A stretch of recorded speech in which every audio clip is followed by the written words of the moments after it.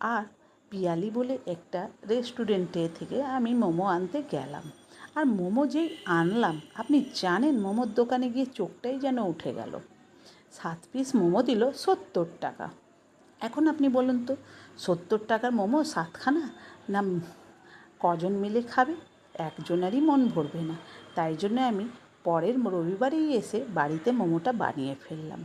আর যেই না বানিয়ে ফেললাম, বাচ্চাদের মুখে তো হাসি ফুটলই, আমার মুখে কি কম হাসি ফুটলো? 70 টাকায় যেখানে 7খানা মোমো, সেখানে আমায় 70 টাকাও খরচা করতে হলো না। কতগুলো মোমো হলো দেখুন তো।